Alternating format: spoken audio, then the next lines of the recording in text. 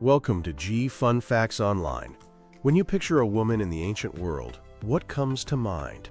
For many of us, the image is one of a silent figure, confined to the home, with little power or influence. History, for a long time, has been written by men, about men, and this has left us with a deeply skewed picture. But what if I told you that recent discoveries are completely shattering this old narrative? Imagine a 9,000-year-old burial in Peru. The skeleton belongs to a teenage girl, and she's buried with a complete toolkit for hunting big game animals. This isn't just an anomaly. It's a critical piece of a new puzzle that historians and archaeologists are putting together, revealing a past where women were hunters, artists, rulers, and business owners. Today, we're pulling back the veils of history to look at the incredibly diverse and complex lives of women in ancient societies. It's a story that's far more fascinating than the footnotes would have you believe. It's crucial to understand that there's no such thing as the single ancient woman. The experience of a woman in Athens was dramatically different from one in Egypt, which was different again from one in the Indus Valley. While patriarchal systems were common, the level of female autonomy varied immensely. That 9,000-year-old female hunter in Peru directly challenges the classic man the hunter, woman the gatherer model we were all taught. And it doesn't stop there. Take a look at ancient cave art in Europe. For decades, it was assumed men were the artists behind these magnificent works. But a recent study of the handprints left on cave walls suggests that women may have been responsible for as much as 75% of it. Women were not just gathering, they were hunting and creating the very first masterpieces of human art. In another example from an Iron Age Celtic tribe in England, genetic analysis of remains showed something fascinating. It was the men who moved from other communities to live with their wives' families, a system we call matrilocality. This suggests a social structure where lineage and community were centered around women, giving them significant social standing. These discoveries force us to abandon lazy generalizations and appreciate the true diversity of female experiences in the past. To really understand this, let's take a tour through time and visit some of these great ancient civilizations. First stop, Mesopotamia, the cradle of civilization. Here, in the land between the Tigris and Euphrates rivers, women's lives were a mix of surprising rights and strict limitations. Under the famous Code of Hammurabi, women could own property, they could run their own businesses, and they could enter into legal contracts. When a woman married, her dowry remained her own property. If she got divorced, which she could sometimes initiate herself for neglect, she took that dowry with her. We have cylinder seals, a kind of personal signature stamp that belonged to women from as early as the Uruk period, showing they were involved in business from the very beginning. But this autonomy had limits. A woman's social status was almost always tied to her husband or father. And while a man might face a slap on the wrist for adultery, for a woman, it was a crime punishable by death. Religion, however, offered a path to power. Women could serve as priestesses, with some holding positions of immense influence. The worship of powerful goddesses like Inanna and Ishtar shows that the female principle was central to their understanding of the cosmos. Now let's travel to ancient Egypt, a civilization that stands out for the remarkable status it afforded to women. While still a patriarchal society, the Egyptian legal system saw men and women as equals in many respects. An Egyptian woman could own, inherit, and sell property in her own name, with no need for a male guardian to approve it. Tax documents from the New Kingdom, like the Papyrus Wilbur, show that women owned over 10% of the documented land. They could file lawsuits, act as witnesses in court, and enter into legally binding contracts. Marriage contracts weren't about romance. They were economic agreements that protected a woman's financial interests if the marriage ended. While men held most public offices, women were far from powerless. They managed farms and businesses, especially when their husbands were away. And a few women reached the absolute pinnacle of power, ruling as pharaohs. The most famous is Hatshepsut, who reigned for over 2 decades. She wasn't a regent ruling for a young son. She was the pharaoh. She adopted the full regalia, including the false beard, and her reign was a time of great peace and prosperity. Then, of course, there was Cleopatra VII, the last pharaoh, a brilliant and cunning ruler who held her own against the rising power of Rome. From the relative equality of Egypt, we now jump to ancient Greece, which presents us with a jarring contradiction, especially in Athens. Athens is celebrated as the birthplace of democracy and philosophy, but for its female citizens, it was a cage.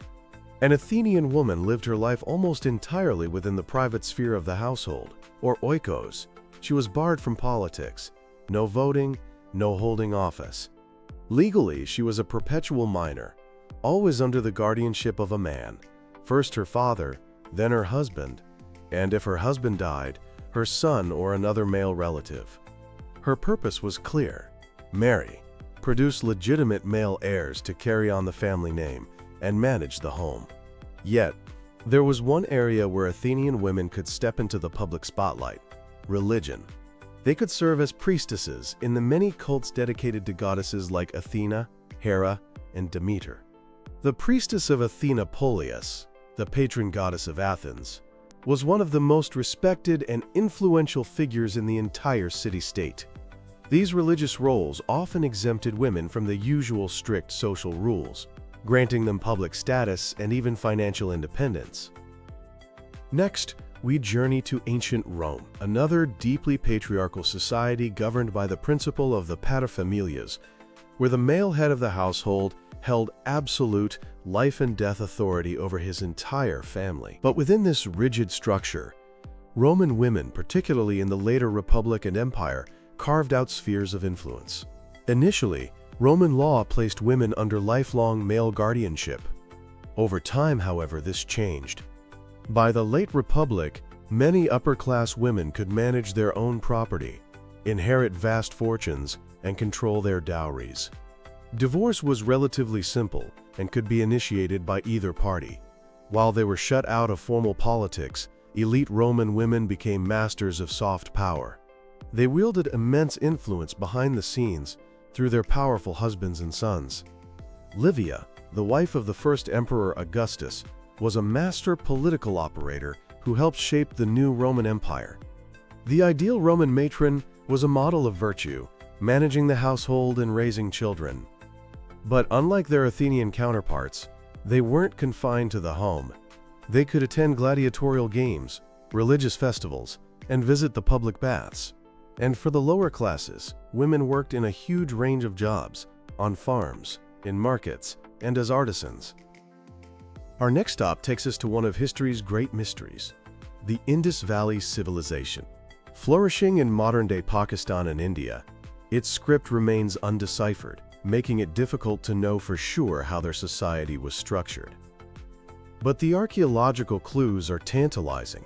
Archaeologists have found a huge number of female figurines, far outnumbering male ones. Many scholars interpret these as representations of a mother goddess, suggesting that women and female deities held a central place in their culture. Some have even proposed that the society might have been matriarchal, or at least far more egalitarian than its contemporaries. Artistic depictions show women involved in a wide variety of activities, hinting that they weren't restricted to the home. And DNA analysis from some burial sites points towards a matrilocal system, where men moved to live with the woman's family, a practice often seen in societies with strong female social standing. Finally, let's turn to ancient China, where during the Han Dynasty, the lives of women were shaped by the powerful ideology of Confucianism. This philosophy emphasized a strict social hierarchy, and it placed women in a subordinate position to men. The ideal was defined by the 3 obediences. A woman must obey her father before marriage, her husband during marriage, and her sons after her husband's death. Added to this were the 4 virtues: proper virtue, speech, countenance, and conduct. Women were largely barred from politics and had very limited property rights. Marriage was arranged, and a woman's primary duty was to provide a male heir. But this rigid ideal wasn't the full story. In the imperial court, women could become incredibly powerful as empresses or empress dowagers, ruling from behind the throne. Furthermore, Taoism, which existed alongside Confucianism, presented a more balanced view of gender, offering women more opportunities for religious participation. And there's evidence that some women, especially older widows, could and did own property and manage businesses. No history of ancient women is complete without acknowledging those at the very bottom of the social ladder, enslaved women. They faced a crushing double burden of oppression because of their gender and their enslaved status. Their lives were defined by grueling labor, in homes, on farms, in mines, and in brothels. They were not people, they were property, subject to the every whim of their owners, which included constant physical and sexual abuse. Any children they had were born into slavery, continuing the cycle of exploitation. Even if an enslaved woman was granted her freedom, her past status often left her in a vulnerable and precarious position for the rest of her life. So what does this all mean? It means the story of antiquity is incomplete. For centuries, we've been reading a book with half the pages ripped out. The lives of ancient women were not simple or uniform. They were not just passive victims of patriarchy. They were resilient and resourceful agents in their own lives. They were mothers and priestesses, queens and workers, artists and business owners. From the legally empowered women of Egypt to the influential empresses of Rome, from the revered priestesses of Greece to the mysterious figures of the Indus Valley, their stories are as diverse as the civilizations they built.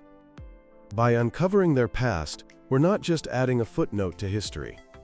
We are reclaiming the voices of half of humanity, creating a richer, truer, and more complete picture of our shared past.